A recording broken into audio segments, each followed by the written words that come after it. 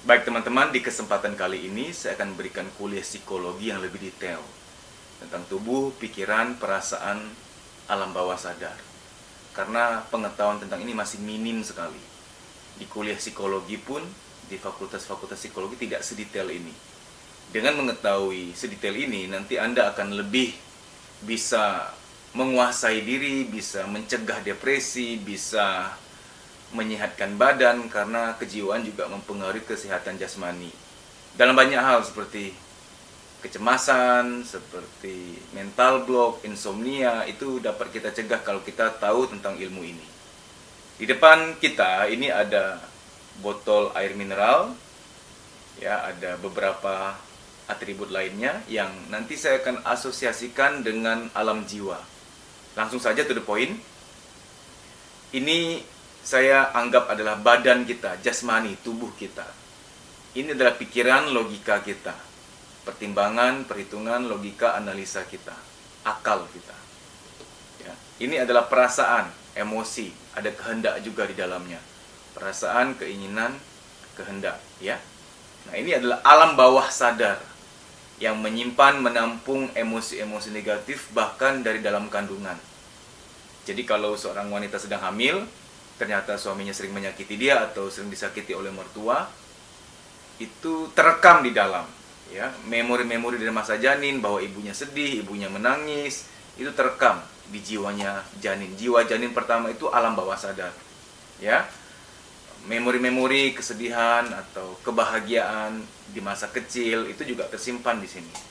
Jiwa manusia itu, terutama alam bawah sadar ini, ibarat gudang memori. Dia itu seperti hard disk. Bayangkan laptop Anda, komputer Anda, dia itu seperti hard disk. Ada kuotanya, ada memorinya. Misalkan kalau di komputer 50 giga, 100 giga, 200 giga. Jiwa kita saya nggak tahu berapa giga. Tapi setahu saya jiwa bisa penuh juga. Ketika jiwa sudah penuh, biasanya pelupa, sering ngehang, nggak konsentrasi, sulit tidur, ya, mudah jatuh cinta atau susah jatuh cinta, mudah marah, emosi, sakit mah, migrain, halusinasi, dan lain-lain sebagainya. Itu akibat dari terlalu banyak memendam, ya, banyak yang dipendam di dalam.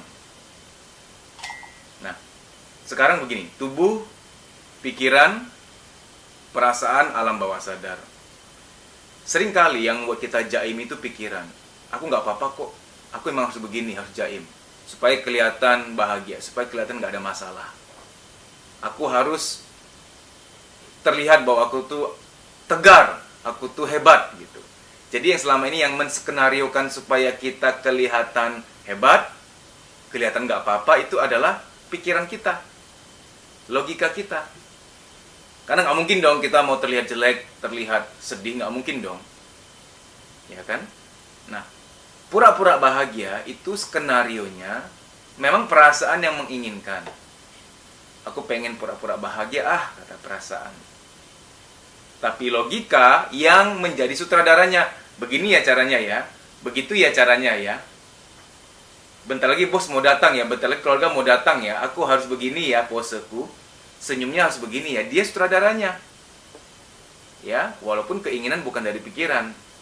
Tapi begini, ketika pikiran sedang capek, pikiran sedang rapuh, pikiran sedang lelah, yang terjadi adalah pikiran ini off. Ketika pikiran off, maka perasaan dia akan muncul, perasaan ini akan mengganggu. Ya, makanya Anda pernah dengar orang kalau lagi capek, ketika pikiran sedang capek, maka dia cenderung emosi, cenderung marah, mudah tersinggung karena capek, pikirannya lagi off. Pagi, siang, sore, mungkin pikiran Anda masih jaga-jaga. Ya, jam jaganya pikiran masih ada. Tapi begitu ketika pikiran sedang lelah, yang terjadi adalah perasaan yang merajalela. Makanya kita pernah dengar juga orang sedang capek, jangan deket-deket deh, mudah tersinggung, sensitif gitu. Dalam keseharian, kita lihat orang yang sedang demam, nggak fit, badannya lagi nggak fit gitu ya, kurang tidur tadi malam, atau tadi malam nonton bola gitu, sehingga hari ini merasa kurang tidur, sempoyongan, itu juga pikiran lagi on off itu tuh, lagi yang nggak siaga banget, sehingga perasaan akan lebih muncul ke permukaan. Mudah tersinggung, mudah marah, ya, mudah terbawa perasaan gitu. Jadi orang yang baper, yang sering terbawa perasaan tuh logikanya lagi nggak jaga, logikanya lagi nggak siaga, lagi nggak bertugas gitu. Jadi ada dua tipe kesiagaan. Ada orang yang pikirannya nggak jaga, itu memang lagi capek, menjelang tidur, baru bangun tidur, atau habis makan kekenyangan gitu. Pikirannya nggak jaga di momen-momen tertentu aja. Tapi ada orang yang mohon maaf, sedang mengalami depresi, itu perasaannya itu merajalela setiap saat, pikirannya itu nggak jaga sama sekali. Gini, yang namanya hilaf itu adalah ketika logika, ketika kebijaksanaan kita tidak lagi berjaga. Itu kita hilaf, mau marah, main marah aja. Ya, mau ngatain aja, nggak pakai mikir gitu. Itu hilaf. Hilaf yang mungkin sebentar. Tapi ada orang yang saking dia tidak bahagia, di alam bawah sadar dia banyak pendaman, banyak emosi. Di sini ya, bertambah-tambah terus emosinya.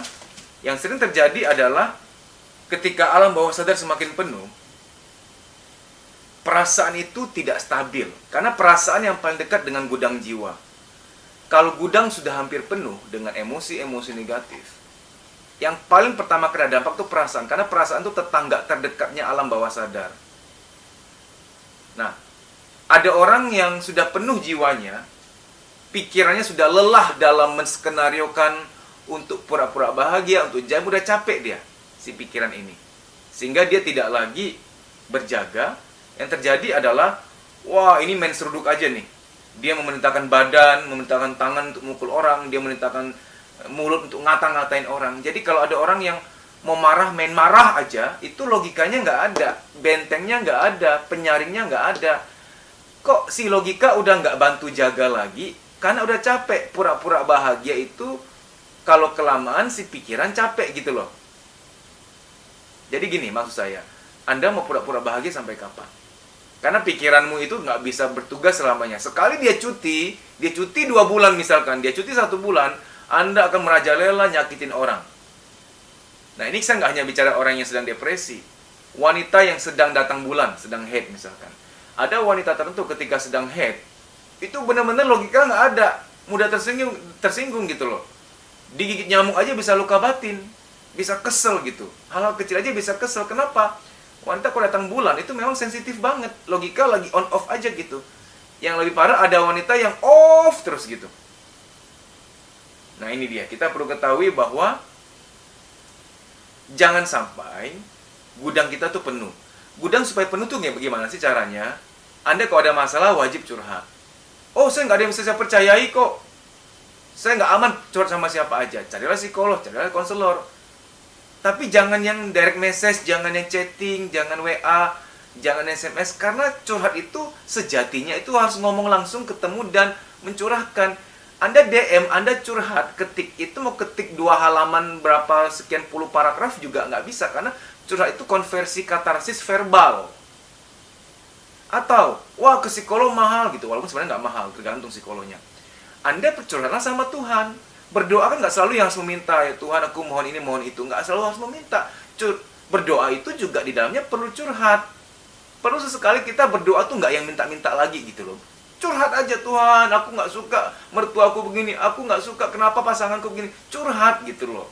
Kalau nggak, ini penuh, lama-lama ini penuh ini. Dan lebih parahnya lagi, ada orang yang terus-menerus pendiam. Saya nggak bilang pendiam salah, tapi orang yang terlalu pendiam, nggak pernah cerita sama sekali, itu nanti bisa gangguan, bisa banyak tekanan. Dia pendam-pendam semuanya, dia berharap nggak apa-apa, biar nanti aja nanti sembuh sendiri. Dipendam-pendam, dan dia anggap itu semua nggak ada. Gitu. Sorry ya, walaupun kamu nggak anggap beban kamu itu ada, walaupun kamu anggap bahwa semua itu nggak ada, nggak apa-apa, itu tetap ada. Begini, saya ingin meluruskan. Ada orang bilang bahwa time heals, waktu menyembuhkan katanya. Biarlah waktu menyembuhkan katanya. Waktu akan menyembuhkan lukaku. Sorry, luka-luka batin itu tidak sembuh seiring waktu. Saya bisa buktikan, saya nggak omong doang. Cobalah Anda sesekali mampir ke panti jompo. oma opa, kakek nenek yang sudah 70 tahun, 80 tahun, coba datang, dengerin beliau curhat. Katanya beliau sudah pikun loh. Tapi walaupun pikun, luka-luka batin beliau waktu kecil pernah ditinggalkan orang tua, waktu kecil, waktu remaja pernah dibully orang, pernah dibentak oleh paman misalkan, waktu sekolah pernah dibully, yang gitu-gitu beliau nggak lupa. Jadi walaupun pikun nanti, luka-luka batin kita tuh nggak lupa gitu loh. Malah bisa detail ceritanya. Jadi maksud saya, buang jauh-jauh sebuah stigma bahwa waktu bisa menyembuhkan. Saya juga bingung siapa yang ngomong itu dari awal ya, siapa yang mencetuskan itu gitu loh. Luka batin tuh nggak sembuh sendiri kalau Anda nggak sembuhin. Sorry, saya agak belak-belakan. Mungkin banyak yang dengar nonton video ini jadi nggak suka terus pindah channel, silakan. Karena kuliah psikologi ini hanya bagi Anda yang rendah hati, yang mau belajar. Ilmu psikologi itu penting supaya kita tuh bisa menata diri, ya. Nah, harus banyak curhat. Curhat sama Tuhan paling aman. Jangan ada masalah tuh dibawa tidur, nggak boleh. Di ilmu psikologi kalau ada masalah jangan dibawa tidur loh. Jangan ngendep gitu. Harus curhat, harus curhat. Nah, itu supaya batinmu tidak terlalu berat, ya. Karena gini, sama seperti laptop atau komputer. Kalau laptop atau komputer datanya sudah penuh, itu pasti laptopnya ngehang. Jadi gini, saya kan punya laptop tuh, dulu tuh pernah ngehang. Apa-apa lelet gitu, apa-apa jadi pelan. Saya pikir rusak loh. Saya udah sempat kayaknya mau ditukar tambah atau mau dijual. Tiba-tiba saya iseng-iseng terbesit di benak saya, jangan-jangan nih memori penuh nih. Saya beli harddisk dong, harddisk yang waktu itu harganya 700-an ribu, sekian giga kalau nggak salah ya. Atau sekian tera itu, 1 tera atau setengah tera. Itu saya pindah-pindahin memori-memorinya, video-video seminar, testimoni-testimoni peserta, cuplikan-cuplikan training, cuplikan-cuplikan terapi psikologi, saya pindah-pindahin gitu. Yang video kan filenya besar. Ya, yang saya sisakan cuma foto-foto yang mungkin hanya sekian MB, satu foto 10 MB, 20 MB, ya 200 MB misalkan. Tapi video kan besar-besar, satu video bisa 2 giga. Satu video bisa 3 giga misalkan. Itu saya pindah-pindahin ke harddisk. Begitu saya pindahin, saya hapus di situ, di laptop, langsung enteng, langsung tidak ngadat lagi, langsung tidak lelet, tidak ngehang lagi. Saya langsung bersyukur. Syukur banget, untung saya nggak jual. Ini bukan rusak laptop saya, tapi kepenuhan memori. Sama kayak handphone kita tuh. Kalau udah terlalu banyak foto, terlalu banyak video, terlalu banyak aplikasi, itu pasti ngadat, ngeheng-ngeheng gitu. Dan jangan bilang itu rusak. Sayang, padahal bukan rusak. Anda jual, padahal itu bukan rusak. Padahal itu hanya kelebihan. Ya, kebanyakan memori. Nah, sekarang saya ingin lebih detail membahas tubuh, pikiran, dan perasaan. Oh, ini saya tumpahkan begini. Saya juga ingin menjelaskan bahwa kebanyakan kasus-kasus tanda petik kerasukan yang Anda anggap dihinggapi setan, itu bukan setan loh. Saya nggak mau tahu, nggak mau omong doang, tapi saya mau bicara fakta bahwa saya pernah dilibatkan di sebuah SMP, di sebuah kota. Saya sampai dilibatkan waktu itu karena di situ ada kerasukan berantai. Hampir tiap hari ada yang kerasukan. Kalau si A kerasukan, si B kena, si C kena juga, kayak berantai gitu. Udah dibawa, ditempuh dengan cara-cara ruqyah dan lain sebagainya gitu ya, secara agamawi sudah. Belum ada perubahan. Saya pun diundang, dimintai pendapat profesional. Saya wawancarai beberapa siswi di situ. Kebetulan semua siswi, karena kalau kerasukan jarang siswa gitu. Saya wawancarai, saya dalami, saya observasi, saya diagnosa. Di antara siswi-siswi itu yang mengalami kerasukan punya beberapa kesamaan. Pertama, rata-rata mereka introvert, yang terlalu pendiam, menutup diri, tertutup. Itu satu kesamaan yang pertama. Yang kedua, rata-rata mereka itu punya masalah di rumah. Entah papanya KDRT ke mamanya, entah mereka itu nggak bahagia di rumah, ada masalah di rumah yang dibawa ke sekolah dan dia mendem gitu. Dan itu meledak ketika lagi bengong gitu. Dan yang ketiga, rata-rata mereka adalah wanita, bukan pria. Kenapa? Karena begini, wanita itu kan perasa, mudah terluka, mudah mempersepsikan sesuatu sebagai suatu bencana atau masalah. Nggak semua perempuan sih, saya tidak menjudge. Artinya perempuan dibanding laki-laki, perempuan relatif lebih sensitif terhadap mempersepsikan masalah gitu. Laki-laki kan logika, masalah besar dilogikakan ya seginilah. Tapi kalau perempuan segini, masalah dipersepsikan terasa besar gitu, karena perasa. Nggak semua perempuan, saya tidak menjudge, tapi kebanyakan. Jadi kasus-kasus kerasukan itu pun sebenarnya yang tadi saya ilustrasikan. Beban-beban itu, kebetulan mereka juga pendiam, merasa kecewa sama ayah, kecewa sama mantan, sama siapa, sama guru, mungkin pernah dibentak, kecewa sama teman. Itu ketika sudah penuh, pas mereka lagi bengong, kosong, tumpah. Kita pikir dia kerasukan setan, dia teriak-teriak gitu. Teriak-teriak dia itu sebenarnya kemarahan 1, kemarahan 2, kemarahan 3 itu bertumpuk gitu. Sekali keluar, kemarahan-kemarahan itu berupa teriakan-teriakan yang serem, padahal bukan setan. Gini. Teriakan 1 yang karena marah sama si A. Ya 1 ya. Teriakan 2 yang marah sama papa. Udah 2. Teriakan 3 yang harusnya dia marah sama mantannya. Gitu. Nah, ini digabung jadi 1, jadi gitu. Itu bukan setan, itu adalah rasa marah terpendam dia di alam bawah sadar dia yang bergabung. Kayak gini, kalau kita bicara akumulasi biar kita paham. Ada acara masak di rumah nih, yang masak 3 orang, ya kan? Sama-sama nggak koordinasi. Orang pertama udah kasih garam, yang kedua kasih garam lagi, yang ketiga kasih garam lagi. Nggak saling bilang, Mbak, aku udah kasih garam loh. 3 kali ngasih garam, coba rasanya gimana? Wasin, luar biasa. Nah, sama seperti ini, kemarahan 1, kemarahan 2, mungkin sampai kemarahan 30, dipendem-pendem, ditekan-tekan ke dalam, sekali keluar ya memang kayak setan suaranya. Saya tidak mengatakan bahwa ruqyah tidak penting, pelepasan itu tidak penting, tidak, begini. Ada kalanya memang setan, tapi nggak selalu setan gitu loh. Makanya biasanya saya uji, kalau orang lagi kerasukan depan saya tanya, siapa nama kamu? Dia mungkin akan menjawab nama dia, misalkan dia Susi, saya Susi, kenapa? Oh, dia makin nangis. Kemungkinan besar itu bukan setan. Tapi kalau dia nyebut nama lain, namanya Susi, dia bilangnya Mince, wah, dia nyebutnya nama lain, ada kemungkinan ya, saya nggak bilang pasti, ada kemungkinan mungkin ada setan. Saya kalau orang kerasukan, langkah pertama saya, mau setan kek, mau enggak kek, itu bukan urusan saya. Saya bilang begini, kamu lagi sedih ya? Lagi marah ya? Keluarin, habisin sekarang biar kamu lega. Saya pasti ngomong begitu. Kamu lagi sedih ya? Lagi marah ya? Habisin sekarang, keluarin biar kamu lega. Keluarin sekarang. Saya malah ngomong begitu. Wah, dia mungkin akan menjadi-jadi. Wah, itu Anda kalau ngomong gitu, Anda nolong dia. Kenapa? Habis begitu dia lega banget, karena dia katarsis total. Katarsis.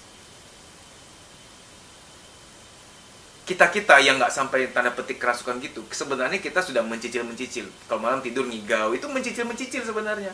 Ngigau itu tanda petik kerasukan 1/10-nya, 10%-nya kerasukan, tanda petik ya, bukan kerasukan setan. Sorry, saya meminjam kata kerasukan karena emang ini yang sering dipakai. Kerasukan tanda petik. Walaupun saya lebih suka menyebutnya manifest ya.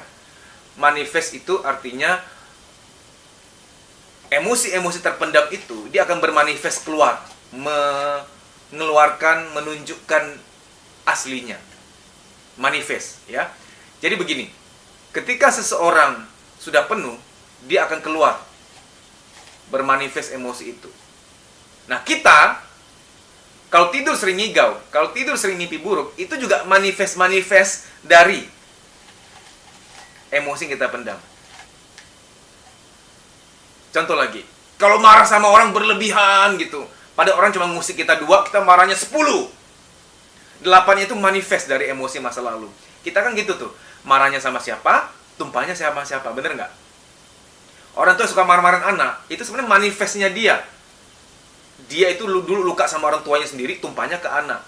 Makanya saya nggak pernah izinkan orang yang masih ada luka batin sama orang tuanya harus menikah. Saya nggak izinkan, nggak mau saya izinkan. Kenapa? Kasihan anakmu jadi tong sampah kamu. Kasihan anak kamu jadi semseknya kamu. Tahu nggak semsek itu apa? Yang kita pukul-pukul, yang petinju pukul tuh.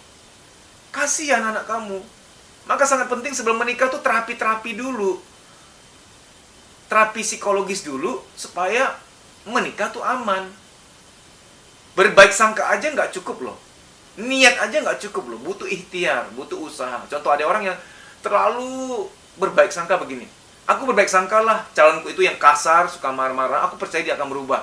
Sorry ya, hidup tuh harus seimbang.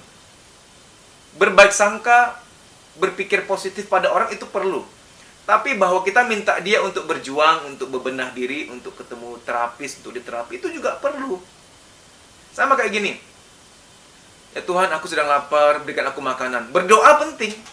Berbaik sangka juga penting bahwa makan itu akan datang. Tapi kita usaha dong. Ayo cari ATM, tarik uang tunai, 100 ribu, 50 ribu, cari tempat makan. Perlu ada usaha juga, begitu. Ya kan? Nah, jadi begini maksud saya.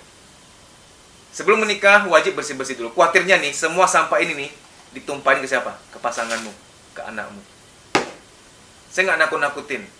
Saya mendingan belak-belakan. Saya tuh kalau ngomong begini tuh harus belak-belakan deh. Nggak mau yang menghibur-menghibur. Oh nggak apa-apa, nikah aja. Oh nggak apa-apa, kawin aja dulu. Tenang aja. Nanti semua akan berubah. Berubah juga ada syaratnya. Apa kalau berubah harus ada syaratnya. Anda masak bubur kacang hijau.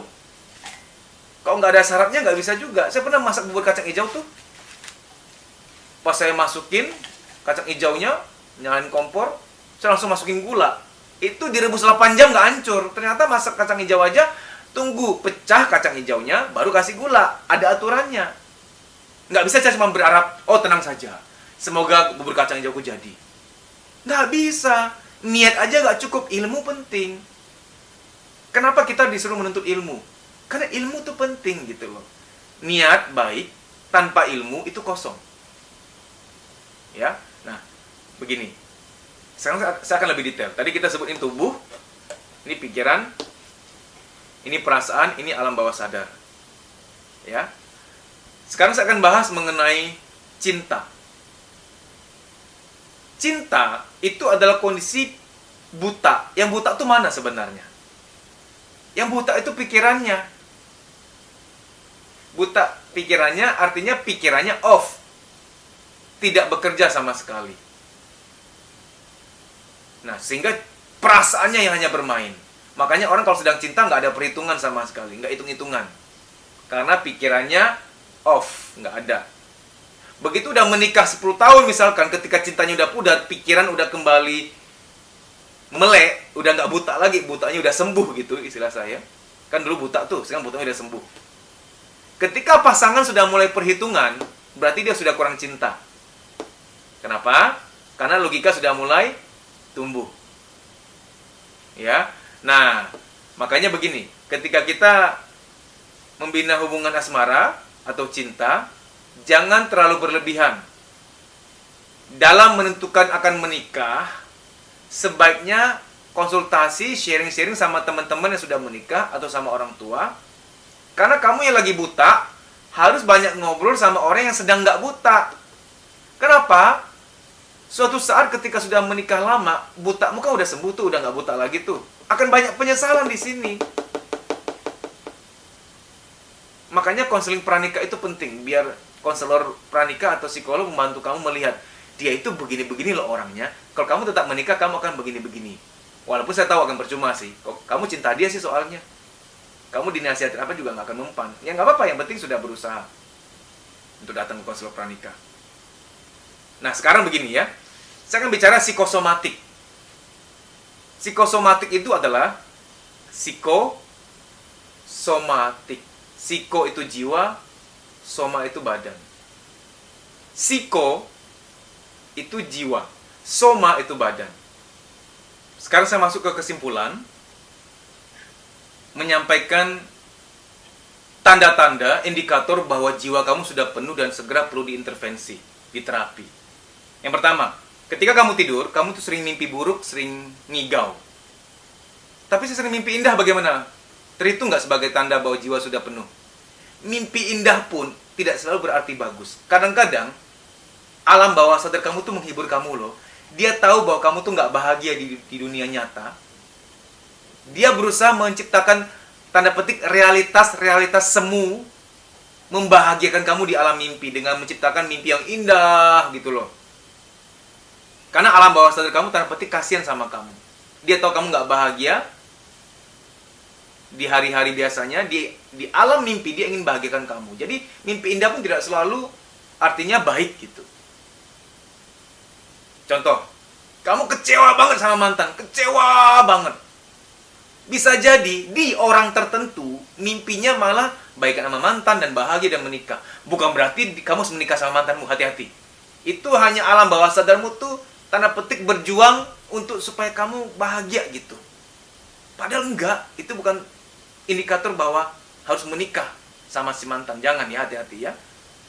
Mimpi jangan selalu ditafsir bahwa sebagai petunjuk kehidupan. Itu kadang-kadang hanya bunga tidur. Alam bawah sadar menciptakan bunga supaya kamu kelihatan senang sedikit, sebentar. Nah, jadi kalau kamu tidur dalam 7 hari seminggu itu, kamu kalau malam tidur itu paling hanya 1 malam yang tidur tanpa mimpi, tanpa ngigau. Sisanya tuh mimpi buruk, mimpi indah, atau sering ngigau. Wah, itu tanda bahwa jiwa sudah penuh. Ini harus segera dibuang loh ya, dengan diterapi.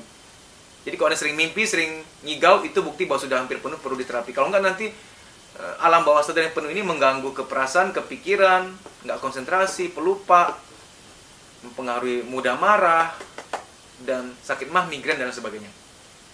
Indikator kedua, bahwa jiwa sudah penuh ya. Indikator kedua adalah tingkat ketersinggungan. Tadi saya sudah sempat mention sedikit. Tingkat ketersinggungan. Lihat respon emosi kamu. Orang berulah 2, kamu marahnya 10. 8-nya dari mana nih? Nah ini. Kamu sebenarnya marah sama siapa, kecewa sama siapa, tapi akan tumpah ke dia. Lihat respon emosi kita. Marah wajar, tapi kalau gini, orang kalau marah kepada orang lain proporsional itu wajar dong. Aku disakiti 5, aku balasnya 5. Respon emosinya 5, wajar dong. Tapi kalau aku disakiti 5, aku balasnya 50, marahnya berlebihan sampai ngamuk-ngamuk kayak Hulk, tahu Hulk ya, wah gitu. Nah, ini ada apa nih? Ini udah penuh nih. Makanya kadang-kadang kalau ada orang marah-marah banget sama saya, padahal saya nggak gitu-gitu amat, kok dia marah sampai segitunya? Saya mikirnya gini, dia itu sebenarnya nggak marah sama saya. Itu marah pada orang-orang lain di masa lalu dia, entah bapaknya, entah teman-teman lamanya, entah mantannya, tapi tumpahnya ke saya. Karena saya micu dikit, tumpahnya semua ke saya gitu loh. Kita kalau ngerti gini, kita nggak benci sama orang. Ya. Hal ketiga indikator bahwa jiwa sudah penuh ya, adalah apatisme. Apatisme tuh sentimen terhadap dunia. Nggak mudah percaya orang lagi. Negative thinking aja sama orang. Ini tanda bahwa jiwa sudah penuh, banyak luka, banyak trauma. Sehingga untuk berbaik sangka sama orang itu berat gitu.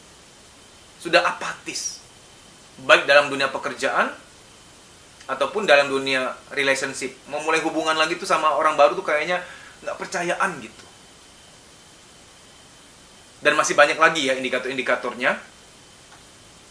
Dan semoga suatu saat kita bisa berjumpa di sebuah seminar yang lengkap tentang psikologi ya. Dan saya harapkan sesi ini bermanfaat bagi Anda, sedikit pencerahan soal psikologi, supaya kita menjaga-jaga, supaya kita melihat dashboardnya jiwa kita.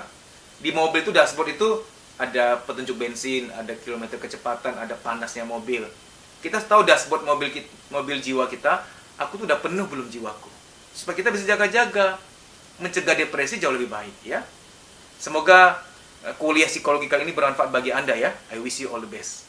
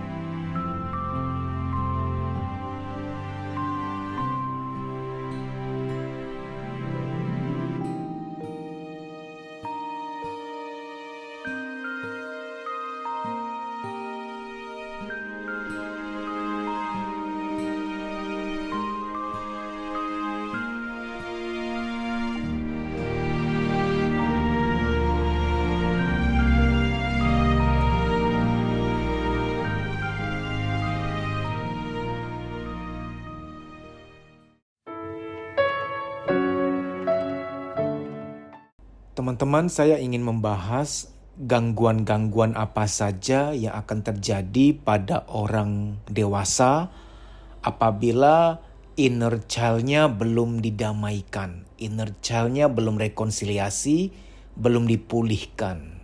Apa itu inner child? Anda pernah mendengar nggak istilah kita ini semuanya sebenarnya hanyalah anak kecil yang terperangkap dalam tubuh orang dewasa. Anak kecil yang terperangkap dalam tubuh orang dewasa. Sedewasa apapun kita, pasti ada teriakan, ada tangisan, ada kehampaan yang masih dialami diri kecil kita. Entah diri bayi, diri balita, diri kanak-kanak, diri remaja kita. Semua kesedihan atau kekecewaan, kehampaan inner child itu tersimpan di alam bawah sadar. Perlu teknik khusus untuk masuk ke alam bawah sadar untuk mengakses rasa dari si inner child ini. Apa dampaknya apabila inner child belum diterapi? Dampaknya bagi kehidupan orang dewasa itu seperti apa? Saya akan berikan beberapa contoh karena kalau semuanya saya paparkan bisa panjang sekian jam video ini. Ada orang yang di masa kecil dia kekurangan figur ayah, terutama apabila ini dialami oleh seorang wanita. Seorang anak perempuan dia kekurangan figur ayah. Sehingga inner child-nya entah rindu atau marah kepada sosok ayah itu. Berbeda-beda ya, ada anak perempuan yang karena dia kurang figur ayah, dia rindu akan sosok ayah. Sehingga dia ketika nanti dewasa, dia nggak bisa naksir sama laki-laki yang sebaya dengan dia atau bahkan lebih muda. Dia mau yang lebih tua, yang jauh beda usianya. Karena tanpa disadari, dia itu nanti menikah tidak hanya mencari suami, tapi juga mau mencari sosok bapak yang hilang dalam masa kecilnya. Tapi ada anak perempuan yang di masa kecil, dia mengalami kurang figur ayah karena ayahnya keras, ayahnya jahat pada ibunya atau pada dia dan keluarga. Sehingga inner child-nya ini menyimpan, memendam rasa kecewa, rasa marah. Tanpa sadar ketika di masa dewasa, wanita ini ada penolakan, ada mental block terhadap laki-laki. Berderajat, ada yang paling parah sampai yang paling ringan. Yang paling ringan, dia masih bisa suka, masih bisa sayang sama laki-laki. Tapi tanpa sadar ada beberapa gejala misalkan mood swing tertentu yang tanpa sadar melukai pacar, cowok atau suaminya. Dia gak sadar itu.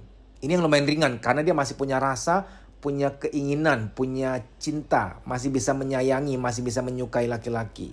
Tapi ada yang lumayan berat, yaitu dia gak mau nikah. Karena citra pernikahan di alam bawah sadarnya rusak. Yang dia tahu, yang dia rasa, baik terpendam maupun yang dia sadari, laki-laki itu jahat. Laki-laki itu gak ada yang benar. Kalaupun dia sampai menikah karena mungkin tuntutan keluarga atau sosial, itu suaminya benar-benar jadi bulan-bulanan. Suaminya salah 2, dia marahnya 10. Itu 8 sebenarnya amarah-amarah dia untuk bapaknya tapi tumpah ke suami. Contoh lain. Contoh ada orang yang ketika di masa kecilnya orang tuanya terlalu pelit. Mama kata bu guru harus kontribusi 50.000, ada karya wisata ke sana, ada studi wisata ke situ ke sini.